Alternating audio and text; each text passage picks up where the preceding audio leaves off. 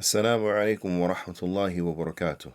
Now, without further ado, Alhamdulillah, hamdan kathiran tayyiban mubarakan fih, kama yuhibbu rabbuna wa yarda.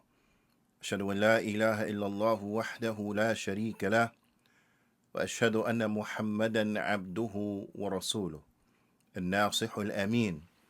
اللهم صل على نبينا محمد وعلى آله وصحبه أجمعين ومن تمسك بسنته إلى يوم الدين. ثم أما بعد يا عباد الله الحمد لله على نعمة الإسلام والسنة. All praise and thanks belong to Allah for guiding us to Islam and for guiding us to the Sunnah. In this episode of Check Out My Poetry, the poem or the portion of the poem that was selected was based on a question a sister she had asked in the comment section for the class or the khutbah actually over on Salafi Inc. that was entitled Why Not Seek Knowledge? Now for those of you who are unaware, for those first time listeners, right? Whereas the long time listeners, they probably understand, they're familiar with this, but for the first time visitors, the first time listeners, we have a few channels that you may find beneficial. You may benefit from bithnillahi ta'ala. The first of them, of course, is Salafi Inc. That's the flagship, for lack of a better term. And the classes there, they are, more long form type of classes. There are certain books that have been gone over in totality, right? So you can find those playlists as well and go through the whole of the book, right?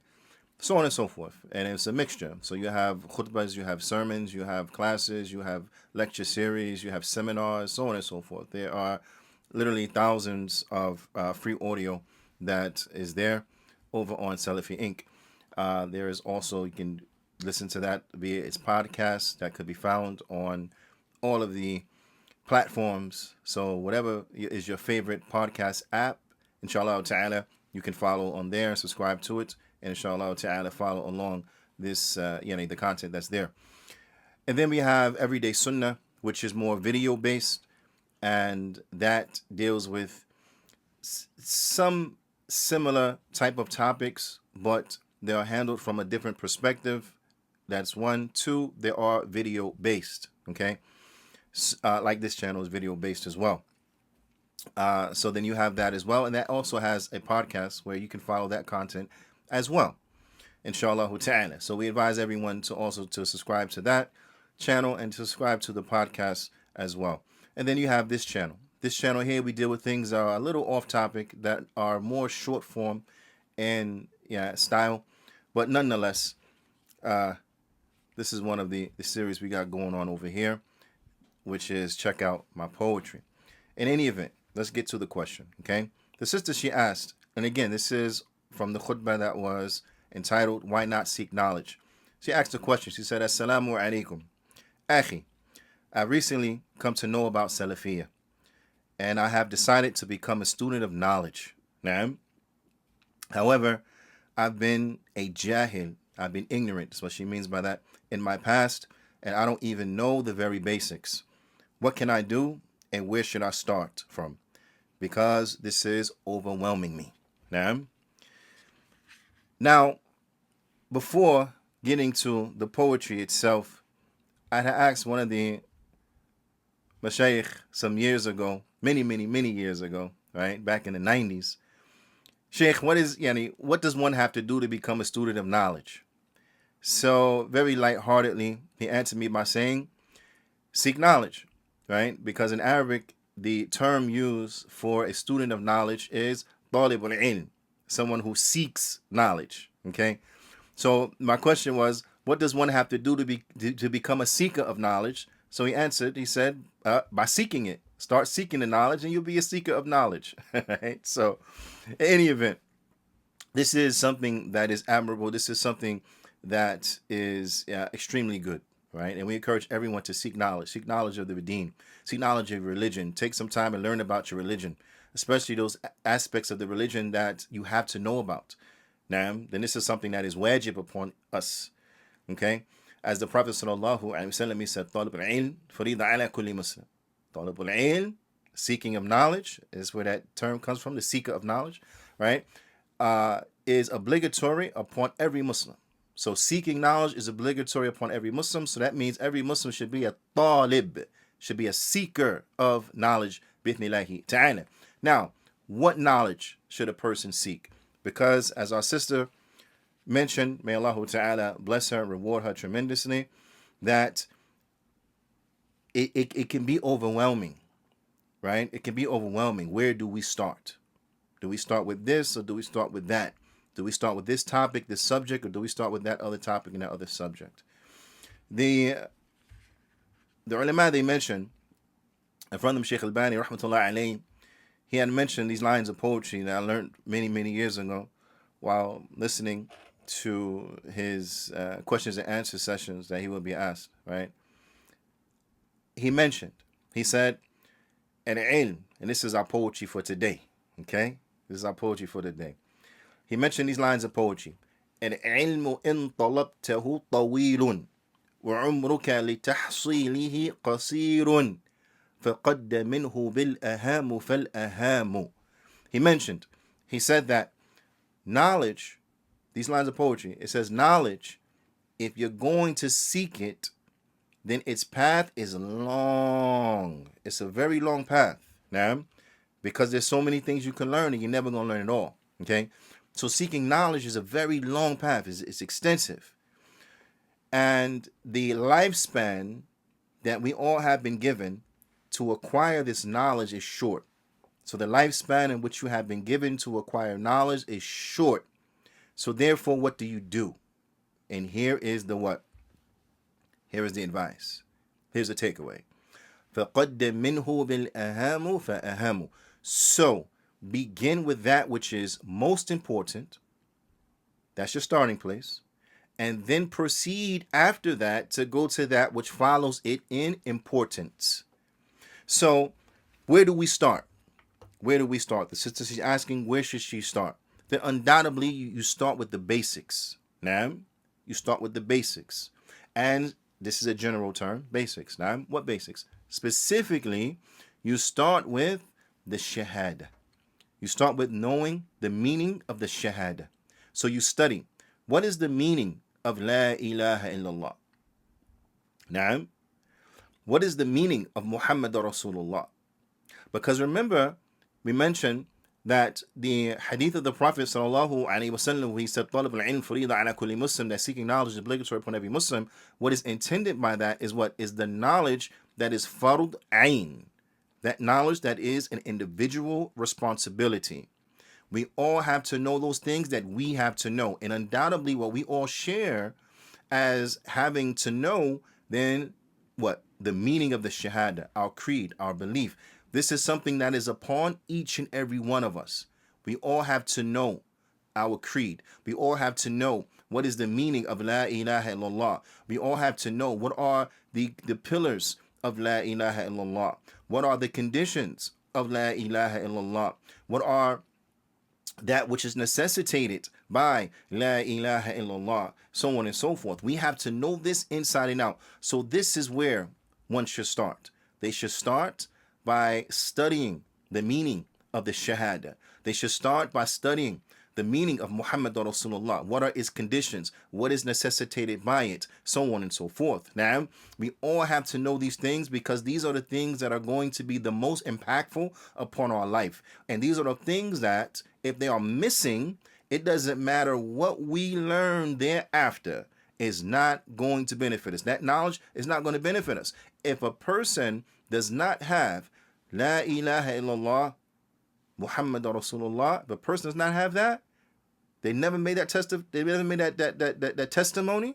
Ashhadu an la ilaha illallah wa ashhadu anna Muhammad Rasulullah, then they can be the most brilliant individual in their respected field, is not going to benefit them on a day of judgment. Not at all. You understand? But if a person understands the meaning of the shahada and has taken that shahada, believe in that shahada, and live upon that shahada, so on and so forth, they can be illiterate. and they're going to be okay on the day of judgment. Okay? So we want to step back and we want to realize and never lose eyes on the prize. We want to make sure that we're okay on the day of judgment. And that starts by believing properly. And in order to believe properly, then you have to have ilm. كيف تؤمن بشيء تجهله. How can you believe in something in which you are ignorant of? You can't. You got to know about it in order to believe in it correctly. Okay? So we have to learn. So we start there. We start with learning about the meanings of the shahadatain, of the two testimonies of faith. This is where we start. And then we move on after that to do those things, to learn those things in which are individual responsibilities upon us. So for example, we all have to pray, right? So now we have to learn about the prayer. So now we take time to what? Learn about the prayer, to make sure we're reciting Surah Al-Fatiha correctly, to make sure that we learn our adhkar, our supplications throughout the course of the prayer. Now, we have to make sure that we learn the motions of the prayer. We have to make sure that we learn how to pray and what to say inside of the prayer. We have to put priority upon that. We have to. These are things that they're obligatory upon us. So we have to place our time on that. And this is something that is very important, in that I don't want anyone to continue to waste their time chasing after things that do not benefit them. You have to chase after that which benefits you. And inshallah ta'ala, maybe inside of another, check out my poetry, we can get into this. Now, but from those things that benefit you as an individual is learning how to recite Surah Al-Fatiha correctly. Now, so when a person understands this, when a person realizes this, then it should be extremely obvious that taking the time to make sure that we correct our pronunciation is important. Now, taking the time to make sure that we learn the rules of tajweed, meaning that we learn how to implement the rules of tajweed that are needed to recite Surah Al-Fatiha correctly, is important. You understand? Amali. Now, amali. That we learn how to act upon those rules. I'm not saying you have to memorize the rules. I'm not saying that if someone points to something inside of Surah Al-Fatiha, you have to be able to identify the rule, give its definition, so on and so forth. I'm not saying that. I'm saying that we have to learn how to recite it properly. We have to learn how to say it properly. That's the first step. Learn how to say it properly. Then later down the line, inshallah ta'ala, we can get into what's the name of this rule, what are its letters, so on and so forth. Okay? But to start, those verses, those chapters of the Quran that we recite, we have to make sure we are reciting them correctly. Okay? So this changes the perspective on everything. It changes the way in which we view everything. If we're learning these rules in order to implement them, it's going to change our life. That's life-changing right there. Because now you're not just learning for the sake of learning, as some people do, right? You're not learning for something that's going to hurt you. Because if you learn to show off, it's going to hurt you. It's going to hurt you. It's going to get you in trouble. You have to learn for Allah subhanahu wa ta'ala. So if we're learning for Allah subhanahu wa ta'ala, and we're purifying our intentions, and we're learning so that we can act upon, that's life-changing. It's gonna benefit you, because applied knowledge is power. You have that saying, knowledge is power? That's not 100% true. Because if you know how to do something, then you'll act upon it. That's empowering who? You understand? You learn how to make $1 million, but you never make $1 million. And what is that knowledge doing for you? You understand? So applied knowledge is power. Applied knowledge is power. So we have to act upon that. Inshallah ta'ala. Ala kulli hal, I digress. So let us go back. So now, when Sheikh Abdis al-Sheikh, hafidhahullah ta'ala, when he was speaking about knowledge and where do we start to seek knowledge and so on and so forth, his advice was you start with the Quran. You start with the Quran. You start by learning how to recite it properly, how to read it. Now, how to read it first, and then how to pronounce it properly and recite it properly. You spend time doing that. Now, you may have to make sure these are your starting places. These are the basics that we all have to know. And unfortunately, these are some of the basics that we have been distracted away from. You have individuals who try to get into very complex issues and they don't even know how to recite the Quran properly. They can't even, because listen, a person will come and say, but these issues are so important that, don't downplay them by saying, but they can't recite the Quran. They can still learn these issues and so on and so forth, even though. But do you understand how crazy you're sounding right now? That you're talking about issues that are particular and specific to the ulama. People should busy themselves in that. At the same time, that person can't recite Surah Al-Fatiha correctly. That person can't even recite Surah Al-Fatiha correctly. And you're saying that, but they should listen to this issue of who's Mubtadi', who's not Mubtadi', make tabdi'. And I'm not saying like the clear Mubtadi'. I don't want you. I'm saying making tabdi' on the Sunni, Salafi, Athari, because of whatever you feel is going on. Come on, man, this is ridiculous. And I think people, alhamdulillah, are starting to see and starting to come to understand really how ridiculous this is. Because at the end of the day, you understand? Those issues that are particular to the ulama have to deal with them. They're going to be asked about them. It's not on us. But reciting Surah Al-Fatiha, you think that's not important? Reciting Surah Al-Fatiha, you think you're not going to be asked about on the Day of Judgment?